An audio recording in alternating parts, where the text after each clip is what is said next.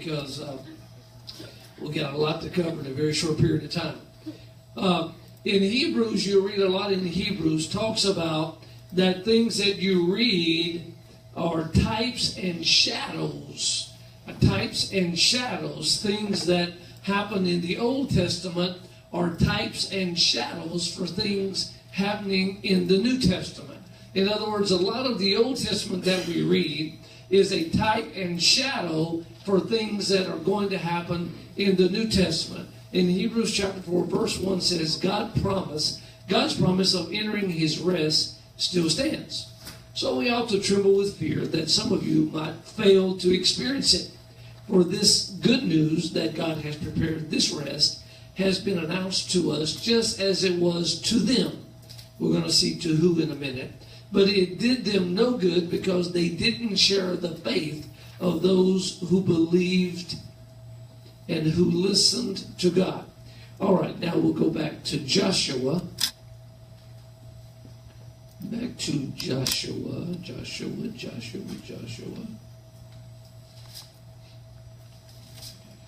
Okay, I'm going to skip around, so y'all just hang on. Joshua, we'll go to Joshua, the first chapter and the first verse. After the death of Moses, the Lord's servant, the Lord spoke to Joshua, the son of Nun, Moses' assistant. And he said, Moses, my servant, is dead. Therefore the time has come for you to be in a place that you have never been before. Okay? It doesn't say that. I'm just putting that in there for you. Therefore the time has come for you to lead these people, the Israelites, across the Jordan River into the land that I am giving them. Verse 6, God says to Joshua, in this place that you have never been, let me say this to you, be strong and courageous, for you are the one who will lead these people to possess all the land that I swore to their ancestors, and I would give to them. Be strong and be very courageous. If you are in a place that you have never been before, God is talking to you today, and he's saying, I know you have never been here before, but let me encourage you to be strong and be courageous, because what you are seeing you might not have ever seen before, but what you are seeing is something that I had already purposed in your life. So what you are going through, or the place that you are in that you have never been before, was a place already purposed and ordained for you to be in. And God says to you, be courageous and be encouraged in the place that you are in. Okay, now let's go. I'm going to Joshua chapter 4 and verse 14. I got to read this because I got to set this thing up for you appropriately. We just read in Joshua 1 where God said to Moses, I'll now make you the leader of these people. But it would go all the way over to Joshua chapter 4 and verse 14 where it says, that day the Lord made Joshua a great leader in the eyes of the Israelites, and for the rest of his life they revered him as much as they had revered Moses. The Lord had said to Joshua, command the priests carrying the Ark of the Covenant to come up out of the riverbed.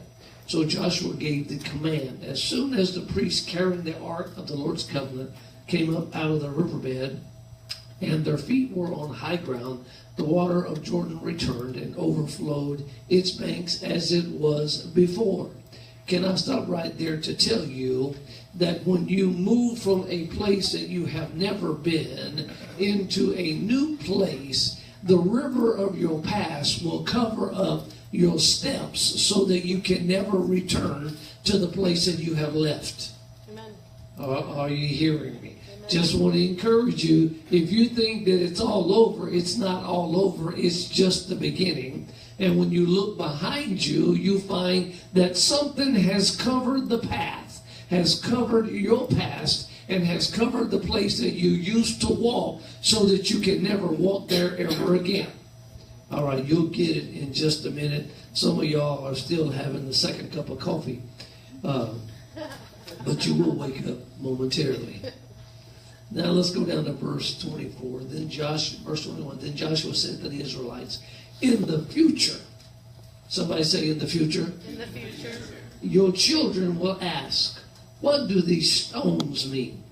Then you can tell them this is where the Israelites crossed the Jordan on dry ground.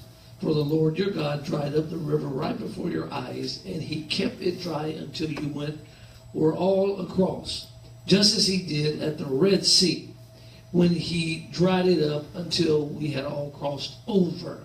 Joshua is talking to a generation that did not see the crossing the first time.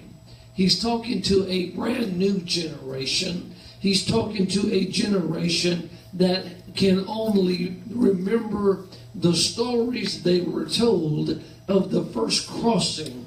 But can I tell you, sometimes when you have forgotten when you crossed over the first time, God will cross you over a second time so that you can be reminded that every crossing from your past to your future is new and fresh. And every crossing is incurred or finds present the hand of God in every time you move from one place to another place. Okay, I'll bring you up to date in a second. Okay, verse 24.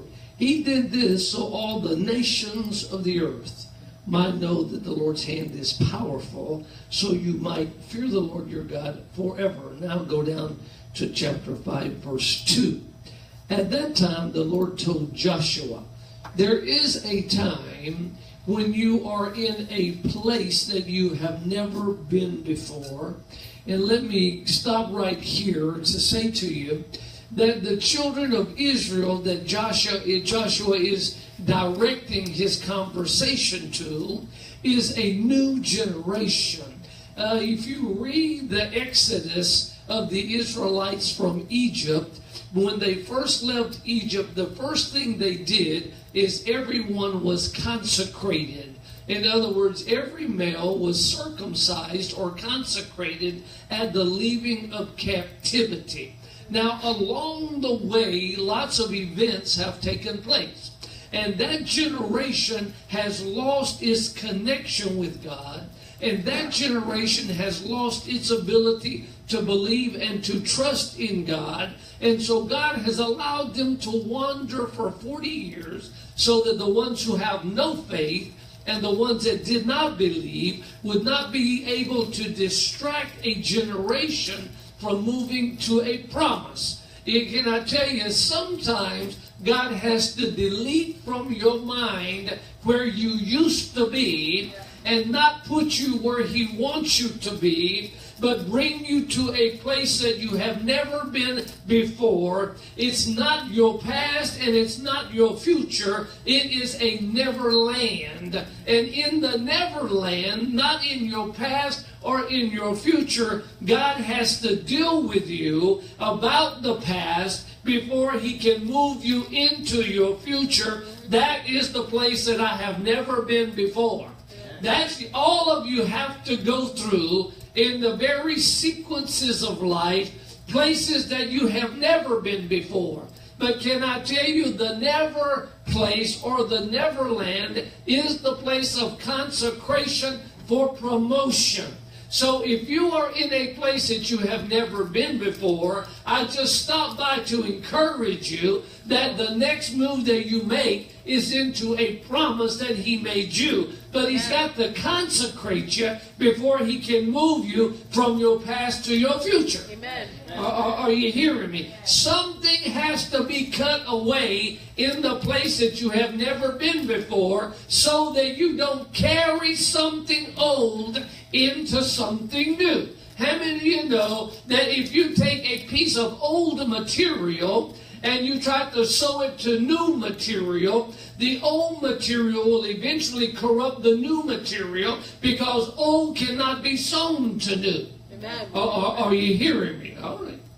I saw some of y'all were lost, so I thought I'd bring you up to date. Okay, verse 2. At that time the Lord told Joshua, make flint knives. Oh, Lord. You know what? Flint knife was made out of what? A rock. All right. Now, some of you men might get very uncomfortable here. I did when I read it. You could just imagine being cut, but with a sharp rock. I'm like, man, I think I'm going to... I might pass out, that's for sure. Make flint, I see y'all, all right. Y'all didn't know this was X-rated this morning. All right, make flint knives. Okay, and the women laughed. I know, right? And they said, serves y'all right. Y'all don't have to go through childbirth, but it's good y'all went through something. All right. This is not marriage class. All right, nor is this a sex class, but all right. Okay, verse 3. So Joshua made flint knives and circumcised the entire male population. All the men were hurting. They were in pain, long look on their face, just kind of sitting around, not moving real fast, kind of moving real... All right, Lord, I'm telling you. I read this and I thought, man, God, couldn't you come up with something better than this, like a laser or something? Okay. All right, verse 4. Joshua had to circumcise them because all of the men who were old enough to fight in the battle when they left Egypt had already died in the wilderness. There were no more warriors left in the camp. Can I stop right here to tell you that circumcision comes before the war? Before you can become a warrior, something has to be cut away, but let's go on. Those who left Egypt had all been circumcised, but none of those born after the Exodus during the years in the wilderness had been circumcised. Can I stop right here to tell you something? I just want to encourage you. You do know that according to Jewish customs, you could not receive or participate in any blessing of the Lord if you were male until you had been circumcised. And that happens around day number 8, according to the Jewish custom. Okay? And so after that, it says that the belief is that you are now consecrated and now can receive the blessing of the Lord. But can I tell you, we have a generation, y'all listen right here real good. We have a generation now that has seen a lot of God's miracles. They have seen the mountain on fire like a match head. They have seen manna fall from the sky. They have had air conditioning. They have had heat with the pillar of God in day and night. They have seen water come from a rock 2 times. And still, they are not consecrated, but God is still blessing them in spite of consecration. I want to stop right there to tell you that sometimes in the middle of all your rebelliousness, God wants to bless you anyway, even though you're not quite consecrated or you're not what everybody thinks you should be. But even sometimes in the middle, I got to tell you, Moses was told to speak to the rock, and rather than speaking, he struck the rock, but water still came out. In the midst of his disobedience, God still used him to bless somebody else. I just want to encourage you that I don't care where you are. The favor of God is not lifted from you. The favor of God remains on you in your I ain't never been here before, so that he can use that favor to encourage another generation. Are you hearing me? That you're never going to get to perfection, but what's going to... All right, if I'm getting it, I'm pretty excited. Yeah. I wasn't excited about verse 2, but I'm excited as we go along. The Israelites had, y'all don't be laughing. The Israelites had traveled in the wilderness for 40 years until all the men who were old enough to fight in the battle had died. For they had disobeyed the Lord And the Lord vowed that he would not let them enter the land he had sworn to give us, a land flowing with milk and honey. So Joshua circumcised their sons with a sharp rock. Those who had grown up to take their father's place, for they had not been circumcised on the way to the promised land. After all the males had been circumcised, they rested in the camp until they were healed. Listen to me. Your I have never been here place is a place of rest. Because after God begins to cut away, you know you cannot get from one level to another level unless you're consecrated to go to that level. God is never letting you get to any other level until you have been done with the level that you are at. And then you must be consecrated in order to get to another level. Now, when you talk about this act of consecration, listen to me now. All y'all adults in here, most of you are. Cover up RJ's ears back there because, Stephen, But the consecration that we're talking about is the cutting away of something that is not necessary in your life. If it's not cut away, it lends itself to infection, it lends itself to dirt, it lends itself to impeding you from going on. And so when you talk about physical circumcising, what it is the cutting away of something that is natural but is not necessary. See, it happens in the spiritual walk. A lot of us carry things that if we're not careful will infect our next move. And so God has to circumcise it and consecrate you so you don't bring some dirt from your past into your consecrated future. I'm telling you, and there's a period between the cutting away and the moving into. That's the situation that you're going through. Your transition is not a time of difficulty. You should consider your transition as a time of rest. I always say to folks, in the middle of your transition, stop fighting what God is doing. It's really a time for you to rest and for Him to fight. He has consecrated you. This I have never been before here place is the place between where I used to be and where I am going. And so in my I have never been here place before, it's important for me to understand that when I move from my past into this place, this was a place where I was consecrated for my promise. And in my consecration, God has caused me to come here so that I can rest. Because I'm resting from what used to be and I'm preparing for what's going to be.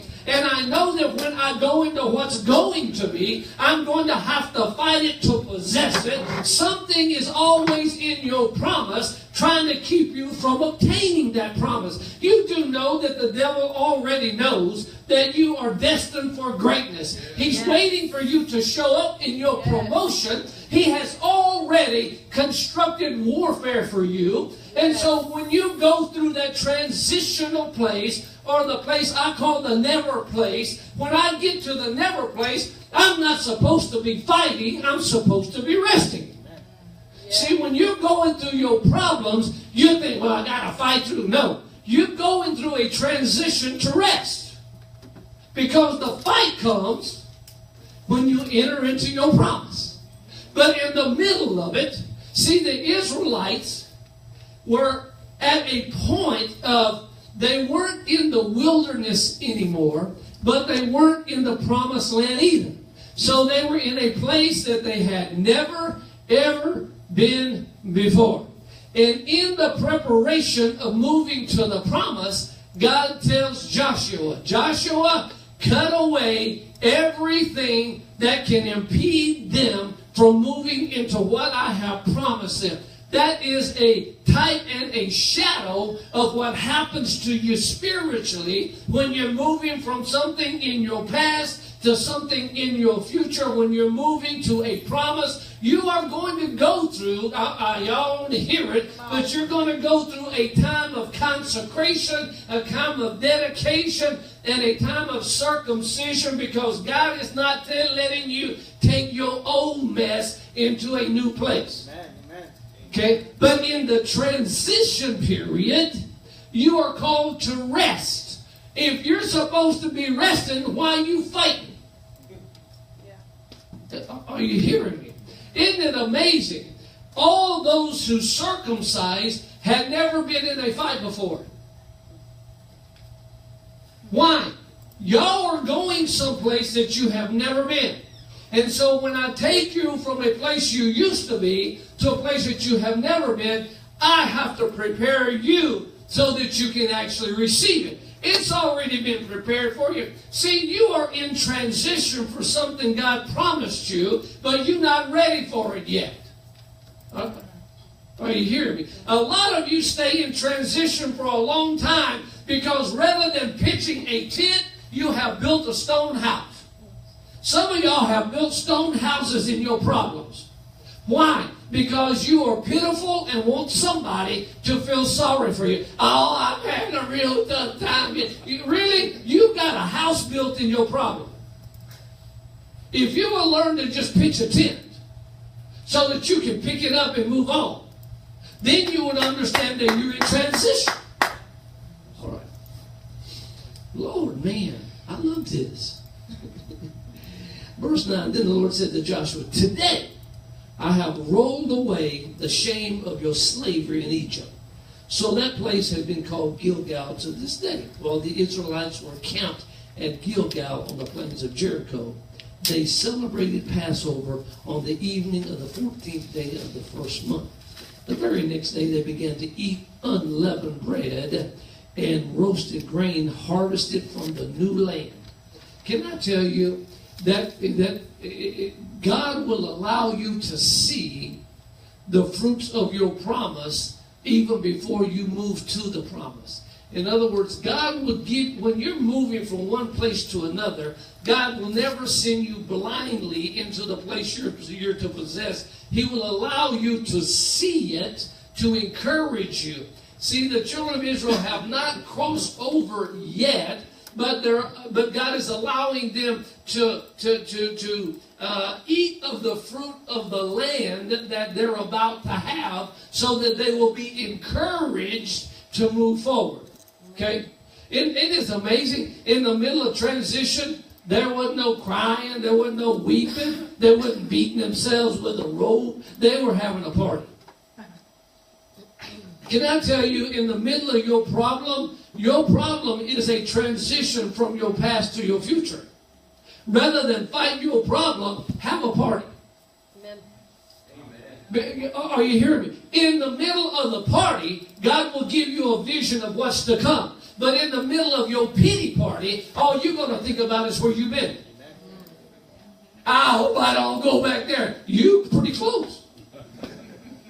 Why? Because it's in the Neverland or the where I have never been before that God wants you to celebrate that transition, because you should be celebrating in the face of, that's why David said, he anoints my head with oil and my cup runs over. In the middle of my transition, God is letting my enemy know that I'm about to move into something else. And before I have moved, he fills up my cup. Before I have moved, he anoints my head. He's letting me know that I am in transition from what used to be into what's going to be.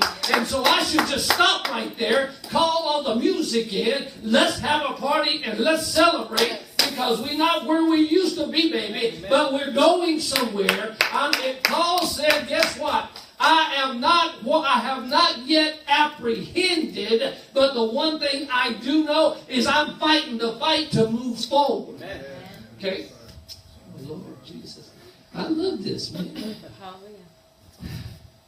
If you're in a situation that has you a little disheveled or disoriented, you could say, I've really never been here before. When you get to the I've never been here place, it kind of disorients you a little bit. But can I tell you, you were supposed to be disoriented. Because disorientation means I really don't know where I've been, and I don't see we look at disorientation as a bad thing. God looks at disorientation as a good thing. Because you don't know where you're going. And God's saying, hey, I want you to not know right now. Because if I let you know, you probably won't go. Why? Because you already built the house in your problem and you used to it already. You already used to, my back hurts. You already used to, I got a headache, all that. See, you're so used to all your stuff that God needs to disorient you so that you're like, I don't know if my back hurts or my head hurts. Because in the disorientation comes orientation. Okay, see, you ought to know by now that God said your ways are not my ways. Amen. So what you call I call orientation. What you call disorientation, I call orientation. What you call disheveling or disheveling, I call putting it straight. See, you don't see how I see things. Are anybody with me? Yes, sir. Many times, as we're told in the Old Testament, that things are types and shadows. And so today we're reading and studying a type and a shadow of the things that are to be in our lives.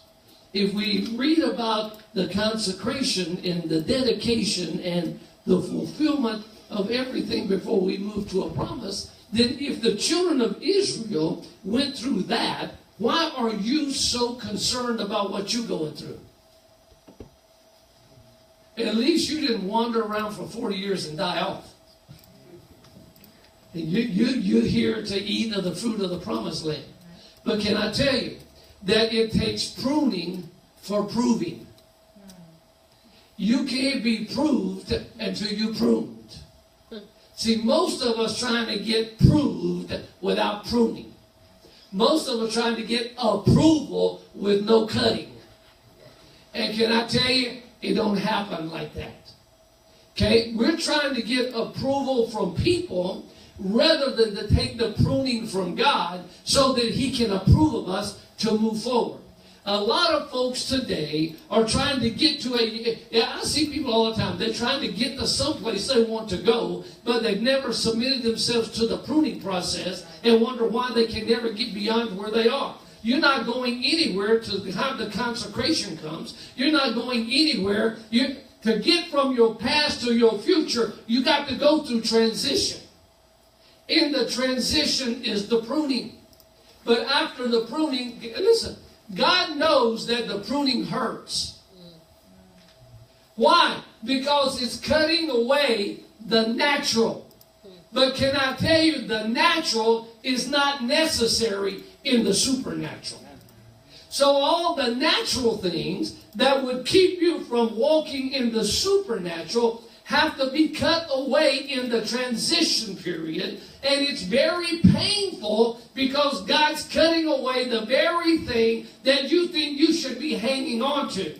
But isn't it amazing, the grace of God, even in the pruning process, recognizes how difficult it is for you. So He lets you go through a healing process so that when you move from this transition into your promise, you move completely healed with all the old gone and all the new inside of you. Amen. I tell you, it's a type and shadow. Philippians 3:13 says, no, Christian brothers, this is Paul, I do not have that life yet, but I do one thing. I forget everything that is behind me because I am in, listen to Paul, Paul's like, I am in the consecration transition process. Okay? I am forgetting the past, but I'm still moving to the future. I might not know what it holds, but I do know that I'm in transition. I know one thing, I am not what I used to be, but I'm not what I'm going to be. So if I'm not what I used to be, and I'm not what I'm going to be, then where am I? I'm in a place I ain't never been before. And every time you go through transition, it's a new place. Because the Bible says you move from glory to glory to glory. So every transition is not like the last one. Y'all already know this. Some of y'all been through some stuff. You thought, well, I thought I was over that. Mm-hmm. You're going through the transition right here to try to get over it. Okay? And so in order to move into your promise, you got to go through the process of consecration. The problem with most of us is rather than pitching tents, we build buildings in the middle of our transition. And so when we come to the promised land, most of us don't want to move because we have become comfortable. We put up a chandelier, got some nice carpet up in this place we have built called the problem or the transition. We don't want to leave. We have to get. Some of y'all are so accustomed. Y'all need to hear this. Some of y'all are so accustomed in. I'm going to say this word. I don't care if you edit it. I don't know. Some of y'all are so accustomed with the crowd that you live in that you have in banquets in that very place. You have become so used to, I guess I'll never get out, that God can't even get you out. So in order to move you, he has to cut some things. Sometimes he has to cut your friends. I don't know what happened. He was my best friend. Mm-hmm. He was the guy who kept visiting you in your house and your problems. He was the very one who kept telling you, well, I'll tell you what, looks like it's about as good as it's going to get. See, sometimes God cuts things away from you because he knows that you don't need them where you're going.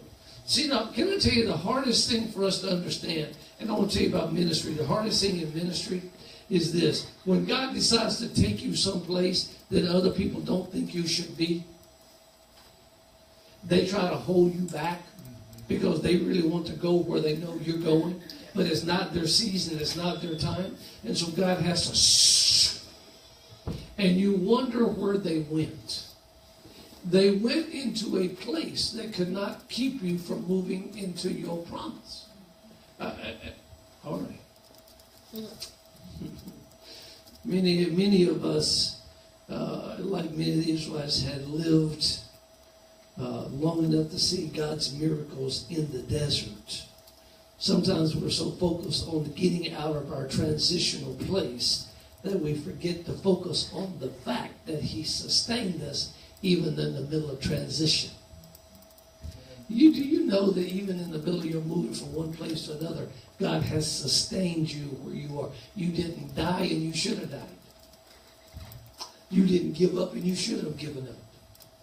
See, in the middle of the transition for the children of Israel from the wilderness into the promised land, even in the transitional period, they ate from the promised land. God sustained. Listen to this. God will sustain you with your promise even in the middle of your transition because he refuses to abandon you. See, you thought, well, I got to get to where I'm going so that God can bless me. God's blessing you in spite of you. In spite of where you have camped, he's still blessing you. But you can I tell you, listen, y'all, you want to know when God starts to move you? When you start to feel the pain. If there ain't no pain in your life, you are either in your past or in the house that you built there. Pain comes in transition. So, I don't understand why we wail and bite ourselves and beat ourselves when pain comes. Because it's just a transitional period. And pain is necessary. But did you know in the middle of all that pain, God will still give you an opportunity to celebrate. Celebrate for the fact of what he's doing. And I'm just trying to tell you, I want to encourage you that no matter what you're going through, celebrate where you are. God is with you. He sustained you. He's maintaining you. Oh, I don't have the job I want, but do you got one? No, I don't got one, but are you eating? Yeah, I don't know how. Guess what? He's sustaining you in the middle of transition. Okay? Let me say this in closing. In the way that we see that growth is proven by what you give in order to go to the next dimension. In order for these men to move from the past to the promise, they had to give something up. They had to give something up that was natural to them. Did you know that the things that are natural in your life are the things that keep you from experiencing supernatural? Because you let me tell you this. I will say this, and I hope you get this in your spirit. You are not a natural being having a spiritual experience. You are a spiritual being going through a natural experience. And at some juncture, the going through, transition, the natural has to be cut away in order for you to recognize your supernatural capabilities. Amen. These young men were not warriors. So in order to get what their promise was, they had to give up something that was natural to them. Natural does not equal necessary. Most of us have settled in the natural thinking that it's necessary for us to move forward. And in reality, it's the natural that keeps you from experiencing the supernatural. Okay? Y'all looking at me kind of funny. In this instance, God had to be sure that he did not allow the children to get too comfortable. You know, you can get real comfortable in transition. Well, it ain't where I used to be. It ain't as bad as it used to be. Okay, that's the reason you have to have some discomfort in transition to keep you on the move. Are you here? I'm just trying to tell you about your life on Tuesday. You think everything is wonderful today, and it might be. But can I tell you, if God didn't bring some discomfort, you would stay in Sunday and never make Thursday. Your promise might be Thursday, but you're still hanging out in Sunday. And so the only way God can move you is to create some discomfort where you are. See, we accredit discomfort to the enemy. But in reality, discomfort is a God thing. If you're a child of God, he creates an uncomfortable situation to get you moving. Why? Because you can get used to the desert. You can get used to, my shoes, man, I ain't had to be the Dillards in about 4 years. Oh, hold on. 38 years, I got the same socks on. Look at my jacket, man. 40 years, and my jacket looked like it came off. You know how it works. You ain't never going to the sale as long as your stuff looks good. So, sometimes you got to have some discomfort. Where did that moth hole come from? We got moths in here? No, this is a discomfort period to tell you to get out of the old into something new. Are you hearing me? God will send a lotus into your transition to keep you from even settling down right there. See, can I tell you, y'all give the devil all kinds of credit. But God is the one. Why? Because the devil would rather you stay right there. In fact, he'll come and comfort you in the middle. If you're getting comfort in the middle of a difficulty, it ain't God. It's the enemy because he wants you to stay right there. Why? Because he's been around for a long time. He recognizes transition. And he knows that transition is one step from promise. Yeah. And so in the transition, he comes to you in the transition to try to get you to settle for this is good enough. But then God comes along with that really sharp rock. It ain't a surgical knife. Hello. It ain't a laser. It's no anesthesia. Okay? There ain't no anesthesia with it. There ain't no stiff drink. There ain't nothing, baby, but a sharp rock. And y'all seen some sharp rocks, right? They ain't really that sharp. And they kind of jagged. You know, they ain't got no fine line. They got ripples in their sharpness. So it doesn't only cut, It cuts and rips at the same time. See, and y'all thought the cutting and ripping was the devil. No, the cutting and ripping is God. Trying to keep you. See, isn't it amazing? God knows his people. I used to say, and I told you I did that, I'm not going to say this, but I used to say, I don't want a pastor. And I used to tell God, you know how your folks are. They lazy. They backbiters. They complainers. They just all the time complaining, running somebody down, tearing somebody up, trying. I do not want nothing to do with your folks.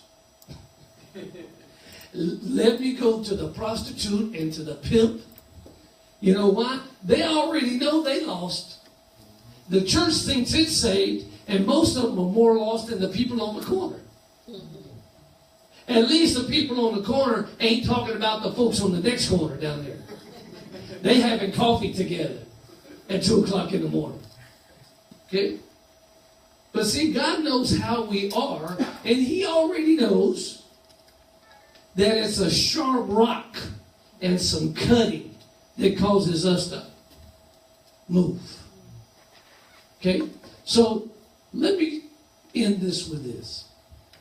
If you're going through something right now, and it's a cutting, and it's discomfort, and it seems to be more than you can handle, it's supposed to be more than you can handle. Because in the more than you can handle is where he's made perfect. Yes. So you got to get the I can't take it no more.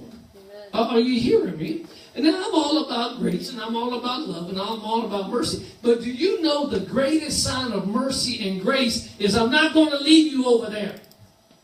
I'm not going to leave you in a mess.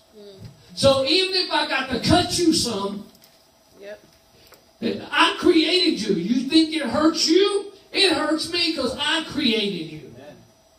But I got to cut you. If I don't, you're going to stay right here in the middle of this problem. It ain't never going to get no better. You ain't never going to find your promise. You ain't never going to find your purpose. You ain't never going to find your destiny. And so I got to come along in the middle of your transition and cut some stuff off of you. Yeah.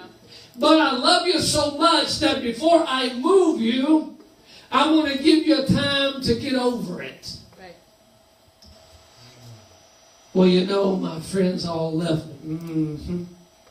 God always gives you a time to get over something to move to something new. Because guess what? When you move to new, he wants the old to be gone.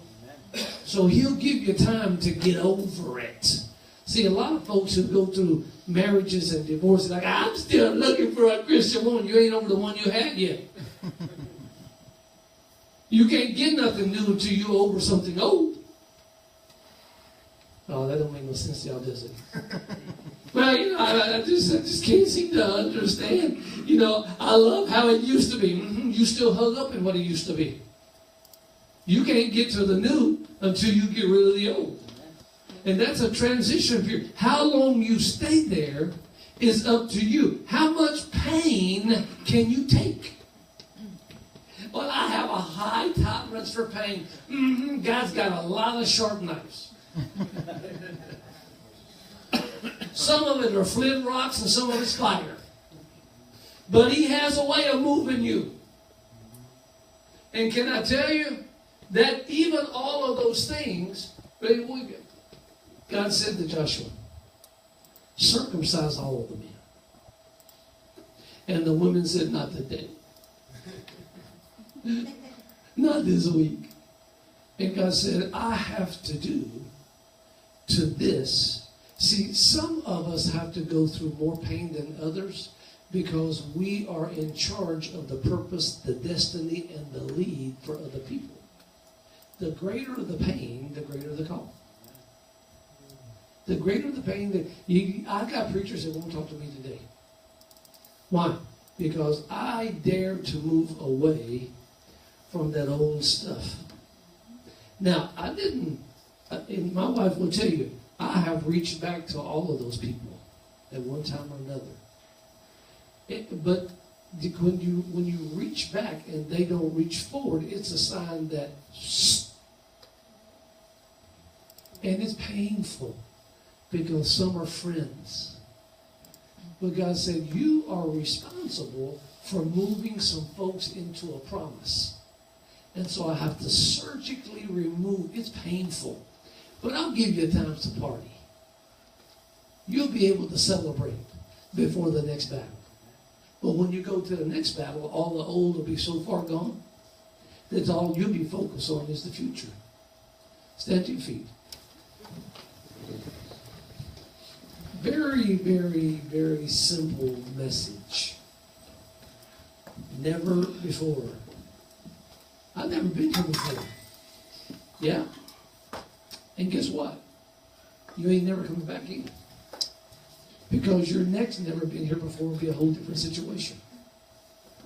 Because until you can get to the promise that God has for you, you've got to go through a lot of transitional states.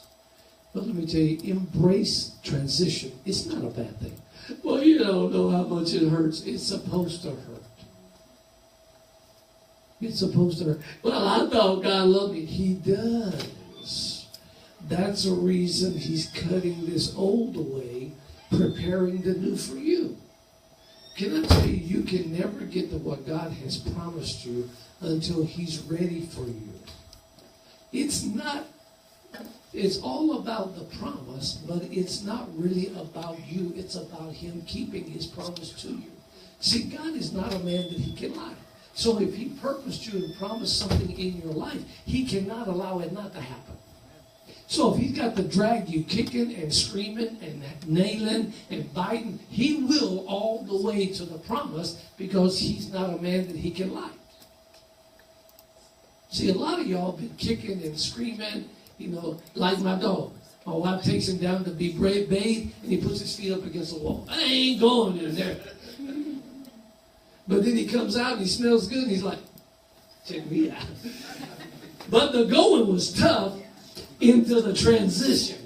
But after he went through the transitional period, he's walking outside, checking, looking at the girls. I'll see you. Why? Because the transition was not easy. But the promise sure was good. Okay? And the next time he goes through a transition, he's going to put his feet out there all over again. That's how you are. Don't be discouraged by the fact that you fight your way into transition. It's okay. It's just God cutting the natural, not necessary stuff away from you. So, I just came here to encourage you. I know you are in a place that you have never been before, but it's a good place. Because you're not where you used to be, and you're not where you're going to be, but you're closer to where you're going to be than where you used to be. Stop fighting it. Have a party. Isn't it amazing? After they celebrated, celebration in transition is a sign of a new beginning. God never moves you into new in mourning. He moves you into new in celebration.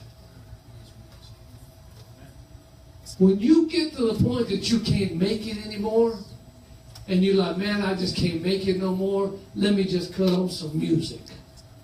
You're close to the promise. Because the move from your past into your promise is preceded by celebration. It might be painful in transition, but celebration comes before you move.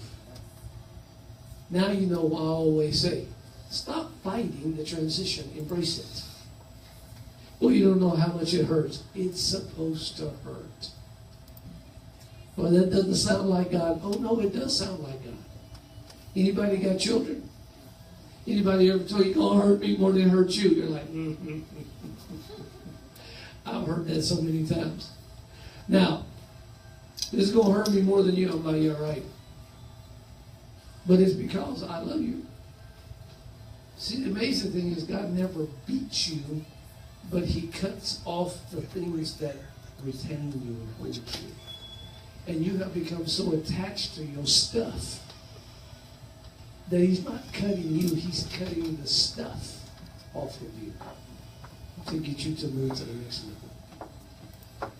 All right, everybody bow your heads. Father, we thank you for the never before. I'm in a place where I have never been before.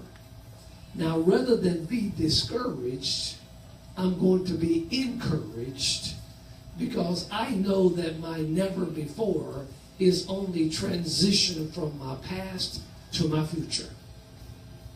I might not have put my hand on the promise, but I'm moving toward it in my transition.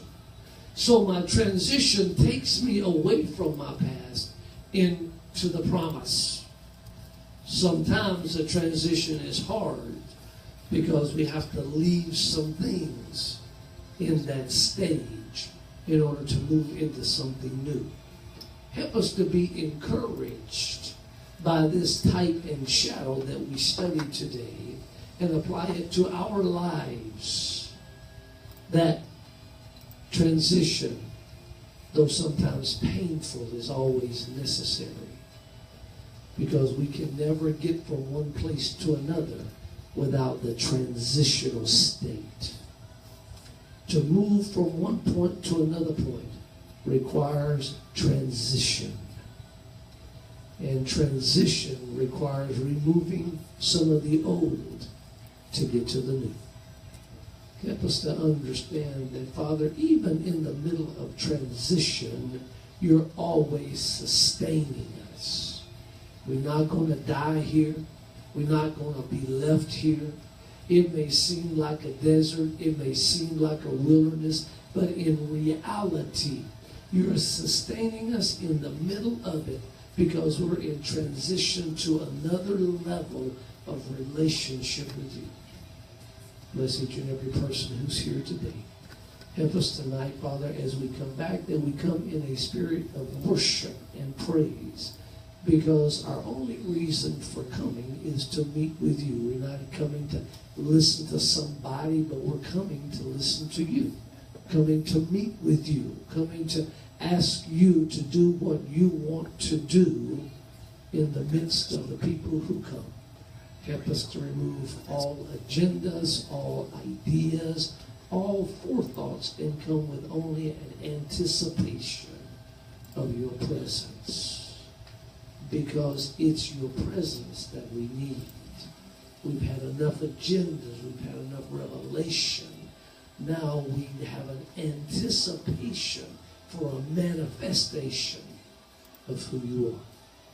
Bless us as we leave this place. Encourage your people with this message that it's not the end, but it is the end of the past and the beginning of the new. It ain't over. You didn't bring us this far to leave us in the middle of this mess. Bless us as we leave this place. Take care of us, Father. Help us to take this message to a lost and dying world, even to a saved world that thinks it has come to an end. This is only a transition to the promise. In Jesus' name. Bless you. Thank you for coming. Hope to see you tonight. Be blessed. Remember, your situation is just a transition. It's not a problem.